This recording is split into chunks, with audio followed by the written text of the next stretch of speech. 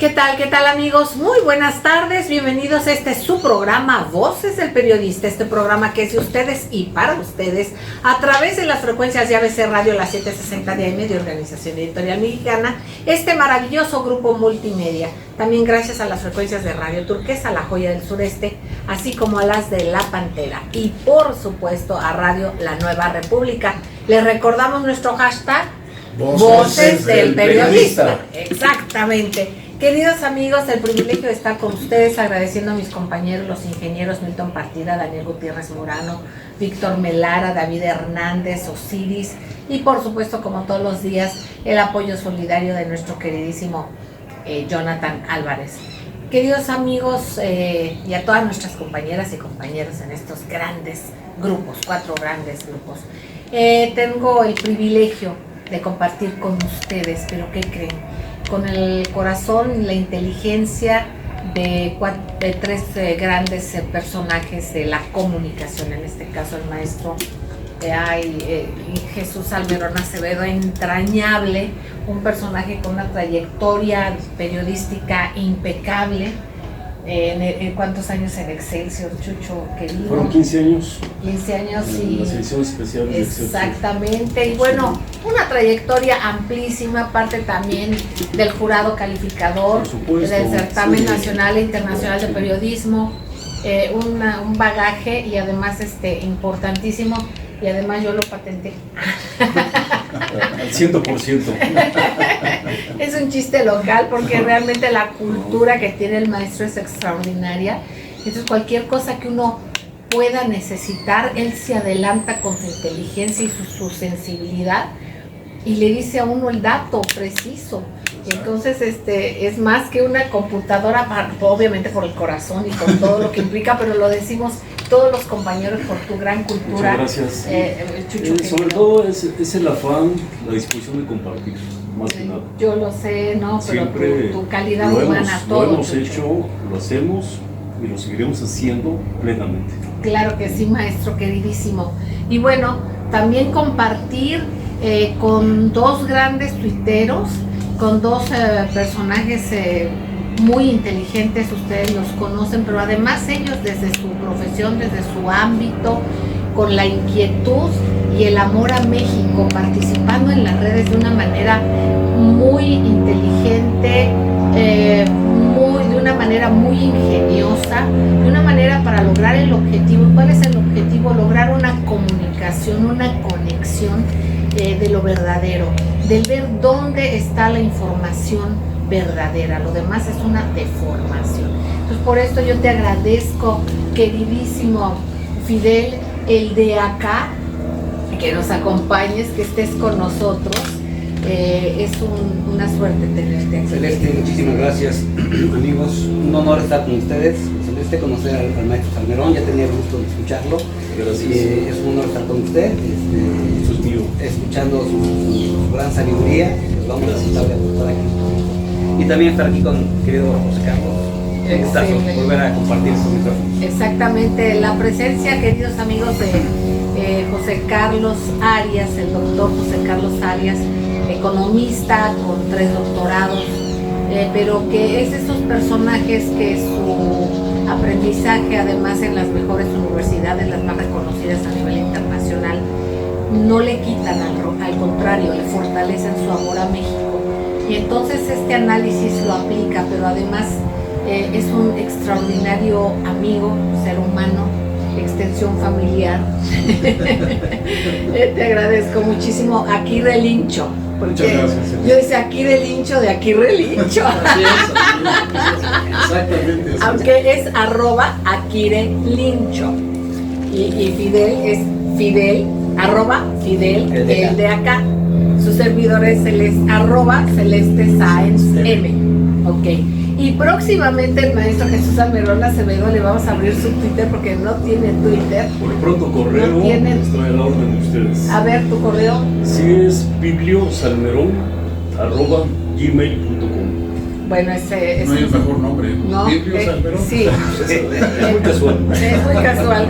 Vamos a hacer próximamente y le mandamos un saludo cariñosísimo al maestro Daniel Marmolejo, quien es parte también importantísima de Voces del Periodista, pero que él además es el fundador y director de la productora La Cuarta República, decirles que él va a hacer, y se va a hacer un programa, vamos a hacer un programa en la casa o la biblioteca del maestro Jesús Salmerón. Van a ver qué historia tan extraordinaria vamos a presentar. Pero miren, por lo pronto, queridos amigos, en días pasados trajeron a la mesa varios especialistas la reflexión sobre el presidencialismo, sobre las maneras de gobernar, sobre los acentos que se ponen realmente en temas fundamentales como es la corrupción, por ejemplo. Bueno, esto nos trae a la reflexión de darnos cuenta cómo ha sido la colusión del crimen organizado y del crimen, digamos, o de la parte formal del poder, que ha hecho una mancuerna, desgraciadamente, en varias etapas de la historia, en diferentes países, pero vamos a hablar en este caso en México.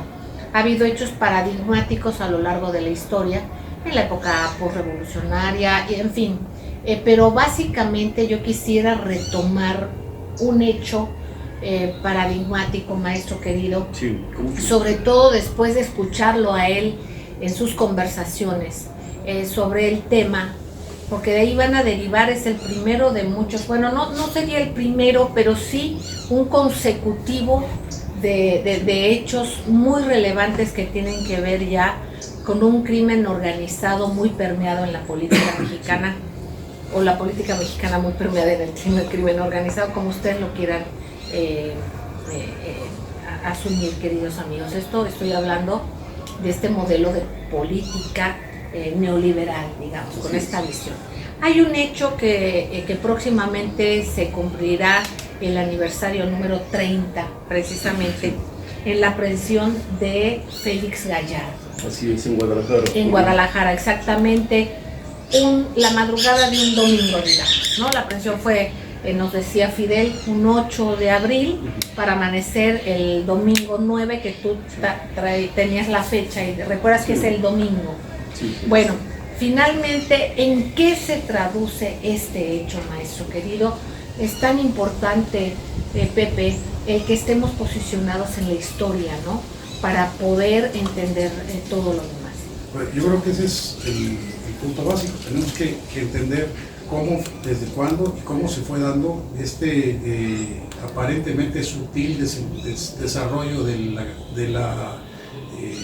hermanamiento entre el poder público y el crimen organizado, que al final terminó siendo crimen organizado desde el gobierno. O sea, a ver desde dónde se organizaba. Exacto. Exactamente. Maestro querido, te escuchamos con mucha atención. Sí, muy buenas tardes a todos. Quiero partir de 4 años antes del acontecimiento que acabas de citar, la aprehensión de Miguel Ángel Félix Gallardo, sinaloense él. Como referente, él fue integrante de la escolta del gobernador Leopoldo Sánchez Ellis en los años 60.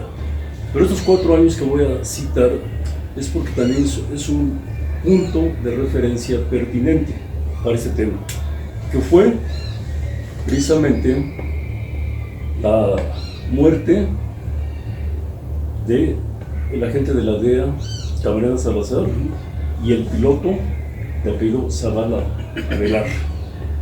Esto conllevó, en primer lugar, a que Rafael Caro Quintero, quien estuvo en prisión 28 años y ahorita en una libertad aparente, porque pues, tiene varias horas de aprehensión, él tuvo que irse a Costa Rica y allá fue aprehendido y extraditado a México. Pero ciertamente otro personaje también vinculado a la política fue nada menos que el cuñado del licenciado Luis Echeverría. Queridos amigos, precisamente con este punto es que regresamos después del corte. No tardamos, gracias.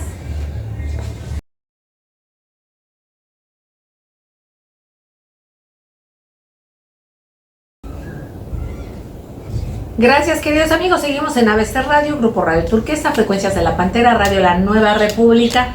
Por supuesto, nuestro hashtag Voces del Periodista. queridos amigos, con este tema relevante que está desarrollando el maestro Jesús Almerón Acevedo y que yo le pido continúe con estos antecedentes en que nos estás posicionando, maestro querido. Sí, hice referencia a 4 años previos, al 89, porque ciertamente en una casa ubicada en la calle Calderón de la Barca de Guadalajara, es donde matan a los que mencioné, a Camarena y al piloto Zavala Velar, una casa que era propiedad de quien fue cuñado del presidente Luis Echeverría. Me refiero a Rubén Zuno Arce. Y él va a Los Ángeles, es aprehendido, sale con una fianza de $200,000 porque él radicaba en Mascota, Jalisco. Cuando él regresa para lavar su honor, como literalmente lo expresó, es ya encarcelado en definitiva con 3 cadenas perpetuas. Él falleció hace 3 años en una cárcel tejana. Pero también es pertinente expresar a nuestra audiencia porque es cuando viene ya una etapa incontrolable en el poder público, con el narcotráfico y con el delito en general. Es decir, ya en abril de ese mismo año, el que era el mayor capo o jefe de jefes, Miguel Ángel Félix Gallardo, que ya también lo mencionamos, es aprendido por su propio compadre. En este caso me refiero a Guillermo González Calderón, pero es importante recalcarlo porque aquí se rompen los códigos que existían. Vamos, a través de la historia ha habido ancestrales grupos, me refiero a 3 italianos para no extenderme a más. La mafia, que tiene siglos de existir, la Langreta y la Camorra. Una de Sicilia, la otra es de Nápoles y la otra de Calabria. Son las 3 ciudades donde se originó esto. Pero ellos tienen códigos que respetan. No entrometerse con la familia, no agresión a las mujeres, a las hermanas, esposas. Pero se rompe con Félix Gallardo. Pero también es importante, porque siempre hay un ingrediente que nos permite esclarecer el dato, es importante, reitero, el abordar cómo se suscita esto y por qué en Sinaloa. Esto fue un puente que abarca de Colombia a México. Cuando en su apogeo estaba ya a nivel de una delincuencia empresarial Pablo Escobar Gaviria. Pero también quiero enfatizar en esta mesa que él tampoco fue el pionero de la industrialización de la cocaína en Colombia. Él fue Carlos Leder. Él tenía un triángulo como centro de operaciones, que era Medellín, Cayo Norma en las Bahamas, Florida. El problema de Leder es que él se convirtió en adicto. Y a pesar de que en la cárcel de Huntsville, en Florida, él también le condenaron a 3 cadenas perpetuas, está muy próximo a salir por la información que él ha expresado a la DEA. Ha sido una información útil para ellos. Como bien sabemos, Pablo Escobar lo mataron precisamente el día de su cumpleaños, el día 2 de diciembre de 1993. Pero retomando el caso mexicano, que es lo que nos interesa realmente, hubo otros personajes que no se registran en las crónicas, columnas o diferentes géneros periodísticos actuales, que fue Jorge Fabel Escobosa y otro también que es el nombre Jorge Sadibala. Ellos fueron de los años 60 y 70, y en la Ciudad de México, una señora legendaria a nivel barrio, pero con mucho poder, de nombre Dolores Esteves Zulueta, más conocida como Lola la Chata, fue la primera mujer que se dedicó al narcotráfico en la capital de la República.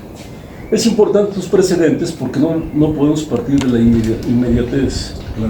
Ahora bien, ¿por qué Sinaloa?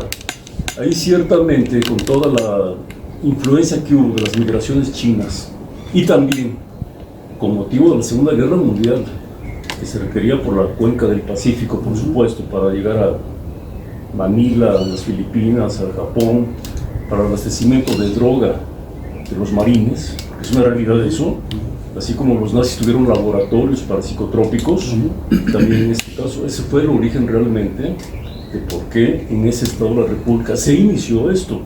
Pero también quiero agregar que en la época en que Félix Gallardo tenía este dominio, esta hegemonía dentro de este mundo, de la delincuencia, también, pues ya lo dije, se respetaban códigos, pero las ramificaciones familiares, los sobrinos, por ejemplo, los Arellano Félix, que crean su feudo en Tijuana, por ejemplo.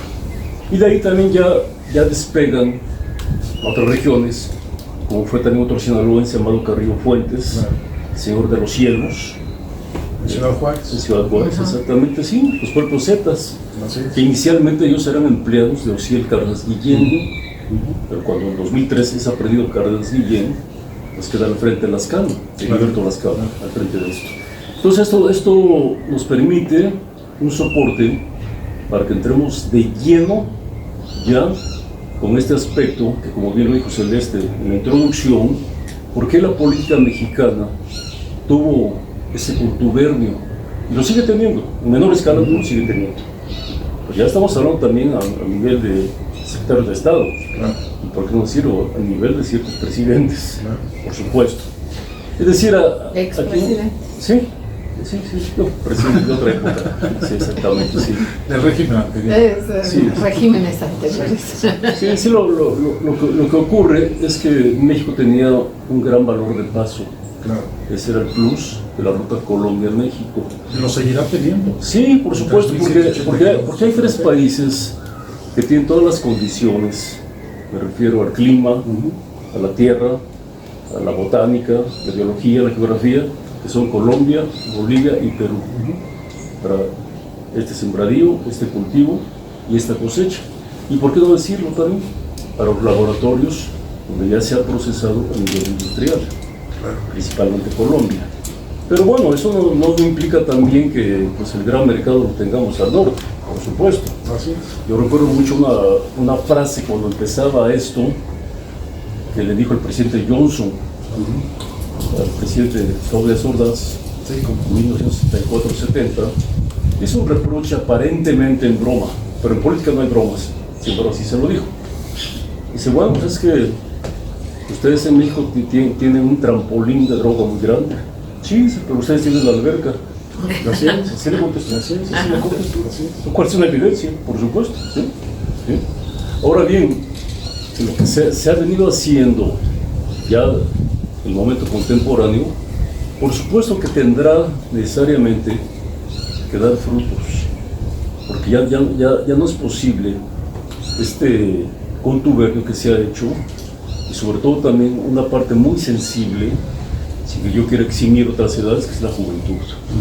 Es decir, da mucha pena, por no decir otras palabras, que adolescentes, todavía de la primaria, la secundaria, el bachillerato, ya estén en ese mundo del consumo. Pero aquí también ya entra otro tipo de factores, y la primera escuela de la ética propia pues es la familia, es el domicilio. Las otras instituciones son muy útiles, son necesarias en el aprendizaje, en la formación, pero ahí es donde considero que está la clave, y también con esta constitución moral que se está diseñando y próxima ya a promulgarse, a difundirse. Y creo que lo importante es saber interpretar esta constitución moral, es donde puede ser el inicio auténtico de una recomposición de nuestra sociedad mexicana. Incluso se anunció en días pasados que para esta nueva infraestructura educativa se le va a dar, independientemente de, obviamente, responsabilizarse al Estado de la educación pública superior, que eso es fundamental, cosa que habían abandonado, el retomar el civismo de una manera muy importante. Esto es importantísimo verlo, queridos amigos, porque también parte de esos intereses es el cosificar a la persona, y es el de ser utilizada precisamente para esto. Por esto mismo también después México fue siendo no solamente el paso, ¿no? Sino también víctima de que juventud desatendida, la falta de oportunidades, obviamente un abandono por parte de la familia por las propias circunstancias que van derivando en que se vaya viendo una descomposición social. Entonces es por eso muy importante el que se retome desde el punto de vista educativo y desde los diferentes ejes, y que sean parte de un discurso presidencial y que debemos asumirlo también, el promover nosotros desde nuestra particular manera, desde cómo podamos y desde donde podamos, una campaña en contra de este flagelo que son las drogas. Y es tan importante este tema, abordarlo de una manera tan seria, tan pulcra como es esta parte histórica que toca el maestro Jesús Almerón Acevedo, para entender el porqué de muchas cosas. Akire. Fíjate que tocaste puntos muy importantes, ¿no? El origen del problema, que va creciendo, yo lo veo en un momento ya de colusión absoluta del poder público con el crimen organizado. Después de esas fechas, cuando el gobierno empieza a tomar partido por un cártel u otro cártel, eso, empiezan a juntarse con un cártel para atacar a los otros cárteles y que este cártel tenga predominio. O sea, eso ya vino en la época de Calderón. Exacto. Que con García Luna y con toda esta gente rara. Pero el punto de fondo del asunto es que en este país, donde se ha abandonado tanto a la gente, se rompe la familia, porque el papá se va a trabajar a otro lado, o porque se muere, o porque está en el crimen organizado. Y entonces, ¿qué pasa con los muchachos? Cuando no hay papá en la familia, el papá es el jefe de la pandilla. Sí. Entonces hay una descomposición en la familia terrible, en un país donde no había alternativas, donde los muchachos no tenían oportunidad de estudiar, no tenían oportunidad de trabajar, no tenían oportunidad de hacer deporte. Entonces, ¿cuál es la alternativa? Ir a trabajar con el crimen organizado. No había otra alternativa. Sí, sí. Entonces, ¿qué está sucediendo ahorita? Ahorita las cosas están cambiando porque se está atendiendo esto de fondo, como decíamos el otro día. O sea, la política social del presidente y de este gobierno es una política de seguridad, Sí. no más que de apoyo altruista, es una política de seguridad. Y hay que entender que para que esta política se pueda apoyar, hay situaciones y circunstancias sumamente difíciles, porque dejaron un país dinamitado. O sea, no está partiendo de cero, no está partiendo de un piso parejo. Hay que partir de todavía, ahora sí que escarbar hasta el fondo, sacar lo podrido, poner el piso de una manera pareja, barbechar y seguir sembrando. Entonces es un esfuerzo verdaderamente especial el que se debe de hacer, bueno, el que está haciendo el gobierno de Andrés Manuel López Obrador, pero en el que debemos de participar todos. Vamos a ir un corte, queridos amigos, regresaremos con este tema a que nos siga desarrollándolo el maestro Jesús Almerón Acevedo, y en el que participa Akire Lincho, José Carlos Arias y también Fidel, el de en medio, y vamos a regresar precisamente con su opinión, y está en medio. No tardamos, gracias. Gracias, queridos amigos, gracias por seguir con nosotros en ABC Radio, Grupo Radio Turquesa, Frecuencias de la Pantera, Radio La Nueva República, nuestro hashtag Voces del Periodista, y además, por supuesto, en nuestro canal de YouTube del Club de Periodistas de México, AC. Y bueno, queridos amigos, en este tema relevante por demás, el darnos cuenta cómo se van reviviendo instancias de contubernio, ¿no?, entre lo que es el crimen organizado formal y el informal. Digamos que luego el informal es el poder formal. O sea, ha habido una serie de cruce de caminos tremendo. Entonces, en esto que está desarrollando el maestro Jesús Almerón Acevedo, que ha comentado el doctor José Carlos Arias, y que además también Fidel Esquivel, Fidel, el de acá, vas a comentar precisamente sobre esta manera de manejarse ya de algunos políticos pues más recientes, algunos que nos ha tocado ver y que todavía tratan de activarse, o están activos precisamente pues probablemente defendiendo sus intereses, ¿no? Sí, de hecho, Celeste, ahorita escuchando aquí al maestro Salmerón y a José Carlos, a mí me viene a la mente, o sea, para mi percepción, lo que yo vi, contubernio del crimen organizado, que ahorita le estamos dando un enfoque como que al narco, pero el crimen organizado es en todos sentidos, crimen, o sea, son cuestiones que tienen que ver contra la ley, eso es el crimen, ¿no? Entonces, ahora lo que hemos visto que ha salido es, por ejemplo, el huachicoleo, es crimen organizado. Hay crimen organizado, yo creo que en todas las esferas, ¿no? Y lo que yo vi, y lo que me recuerdo es desde el periodo de Vicente Fox, ¿no? O sea, para mí no queda bien claro quién fue quien autorizó o permitió la salida del Chapo del penal, ¿no?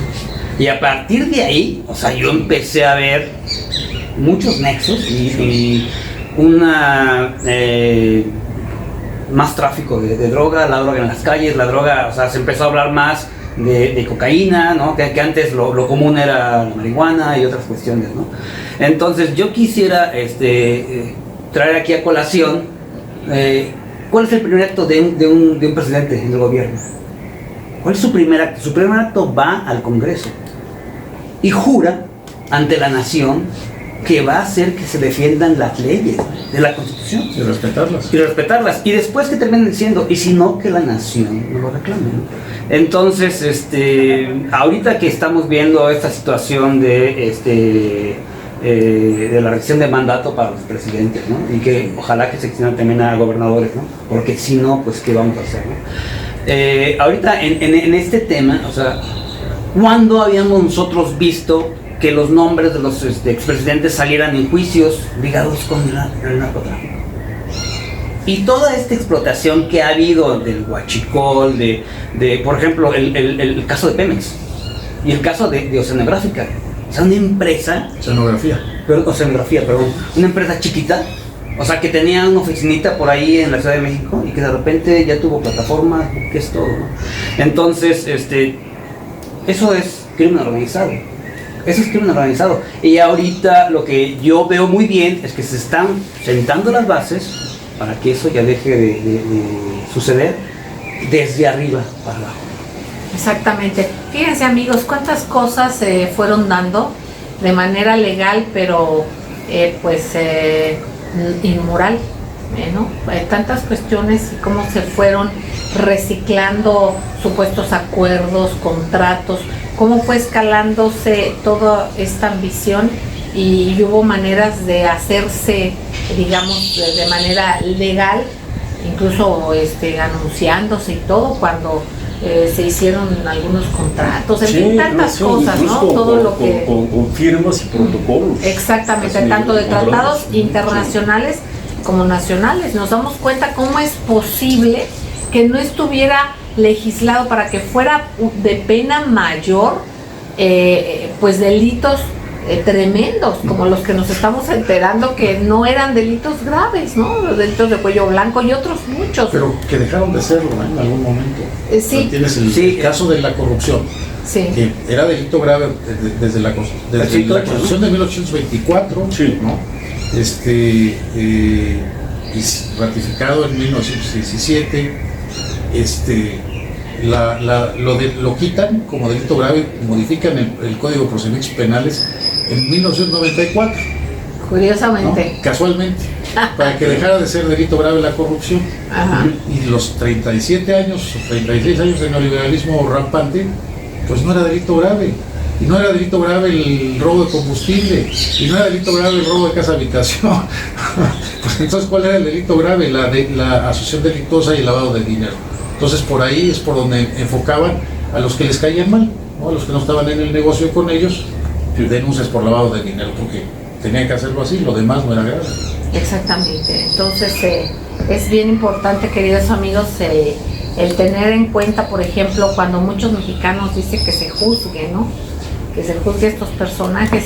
Bueno, sí, nada más que hay que ver la condición en que están las leyes ahora, que realmente sean delito grave y que de alguna forma, como no se puede juzgar hacia atrás, digamos, ¿no? La ley no es retroactiva, de alguna manera, bueno, pero hay quienes siguen ejerciendo un poder económico basado y fincado en esos negocios, ¿no? Sí, pero sabes que, o sea, si hiciéramos las cosas como las hacían ellos, No, Pues en todos lados ha habido lavado de dinero de parte de esta gente. A lo mejor no había corrupción, o sea, no los puedes juzgar por corrupción, pero los puedes juzgar por lavado de dinero, exactamente. por crimen organizado, por delincuencia organizada. Es delincuencia organizada y en algunos casos es traición a la patria, Claro. es traición a la democracia. Imagínate, pero por supuesto.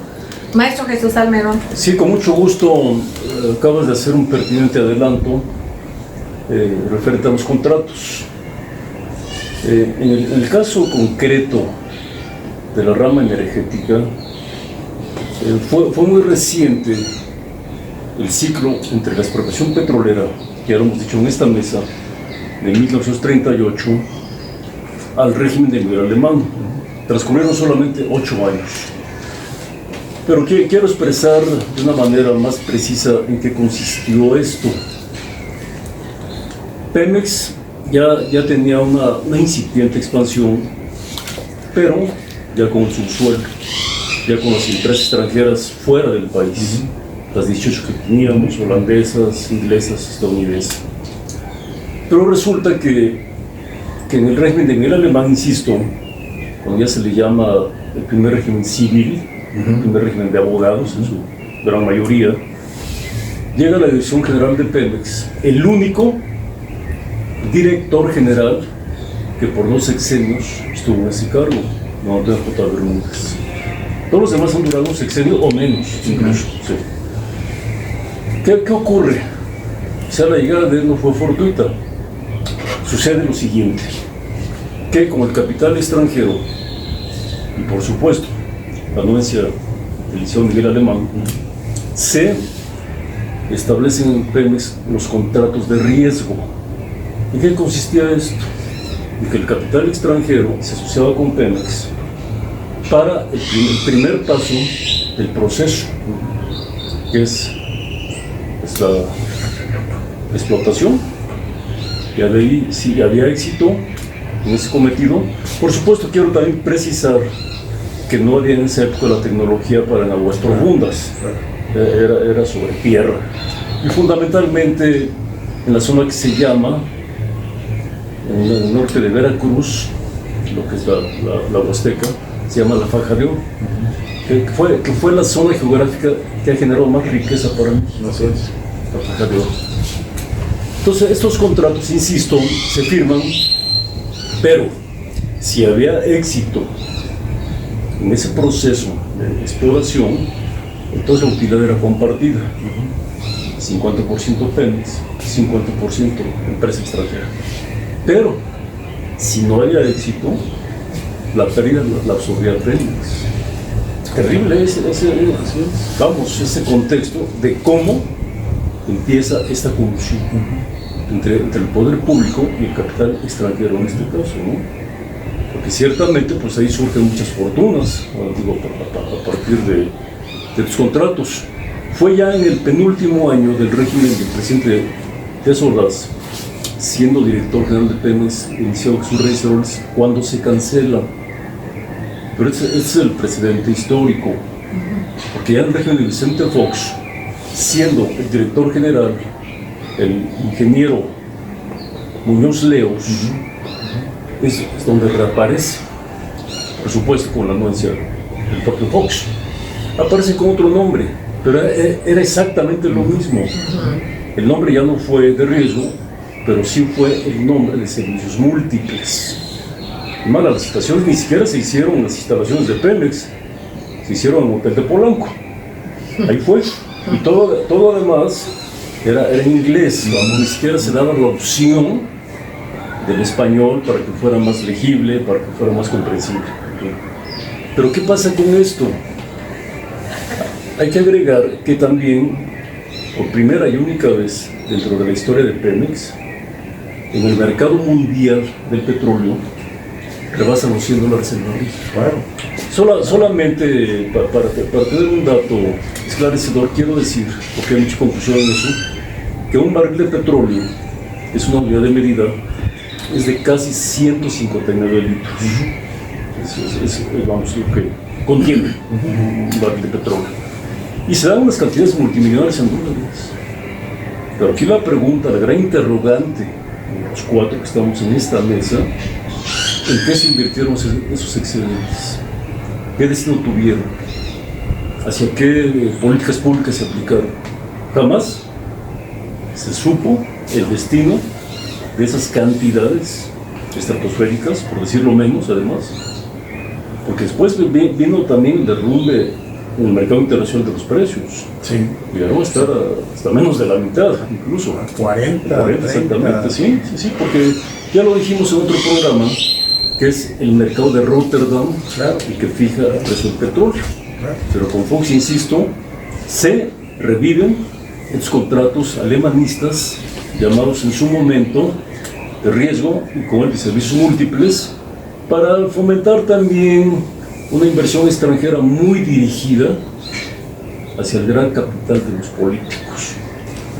Eso ya lo vimos después. Exactamente. Exactamente, y en este contexto nos damos cuenta, queridos amigos, fíjense que en días recientes sale una nota en este alegato de un tema que tocamos en días pasados con el maestro Jesús Salmerón Acevedo, interesantísimo, ¿no? Desde la parte histórica de esta carta que se filtró, ¿no? De la solicitud de una disculpa, que además la han hecho varios países, no es algo Claro, de qué espantarse, al contrario, es una situación importante de reencuentro, de una recomposición en una relación que tiene que ver mucho que ver incluso hasta con la parte de la psicología social, ¿no? Sí, por supuesto. Entonces es Sí. muy importante, pero ¿a qué vamos? A que hubo algunos críticos oficiosos o de estos muy comedidos de intereses fácticos a decir que qué barbaridad que la doctora Beatriz Gutiérrez Müller había intervenido porque había escrito algunas cosas probablemente de esa carta, parte del texto, como que gran intervención. Y ahorita que está diciendo esto el maestro, me estoy acordando la generación de recursos tremendos de los excedentes petroleros precisamente, y de que por ahí se habla de las familias, por ejemplo, del señor Fox, de la señora Martita, bueno, y etc, La pareja presidencial. etc, las parejas presidenciales. Bueno, los hijos, los bebés. Exactamente, exactamente. Y bueno, y después si nos seguimos, pues a otros que también no ven las firmas falsas, no ven las maneras de llegar, no ven otras cosas, no ven el trasiego de armamento en detrimento de la población mexicana, pero sí ven estos datos. Bueno, vamos a un corte, queridos amigos, y enseguida regresamos. Gracias. Gracias, queridos amigos, gracias por seguir con nosotros en las frecuencias de ABC Radio, las 760 de AM de Organización Editorial Mexicana, en Grupo Radio Turquesa, La Joya del Sureste, las frecuencias de La Pantera, Radio La Nueva República, nuestro hashtag Voces del Periodista. Y bueno, por supuesto, nuestro canal de YouTube del Club de Periodistas de México ACE. Queridos amigos, queremos @Akirelincho, @Fidel el de acá, @Celeste Sáenz M. Bueno, escuchar las palabras del maestro Jesús Salmerón Acevedo antes de terminar el programa. En estas circunstancias de qué tan rápido ha habido una aceleración histórica muy importante por las redes, por todo esto, pero básicamente en estos momentos y en este cambio paradigmático con Andrés Manuel López Obrador, Por presidente supuesto, de México. coincido plenamente, Celeste, por lo siguiente. Quiero hacer una acotación breve. Es el primer presidente constitucional que ha nacido en un estado del sureste. No es un dato menor, porque ni Yucatán, ni Quintana Roo, ni Chiapas, solamente de Campeche, 30 días, no fue Francisco Carvajal, pero no fue por elección, vamos, fue un interinato breve. Dicho lo anterior, quiero también comentar acerca del poder unipersonal que ejercían los presidentes mexicanos, por lo siguiente, porque la facultad metaconstitucional que les daba la Constitución, ellos abusaban de eso. Ciertamente, no solo actuaban, sino que el abuso consistía en que jugaban un doble papel, con jefes de Estado y con jefes de gobierno. Una cerrazón absoluta. Solamente los rituales, ya sabíamos, el día del informe, el desfile, como se decía coloquialmente, el besamanos. Pero ahora no, ya hay una apertura.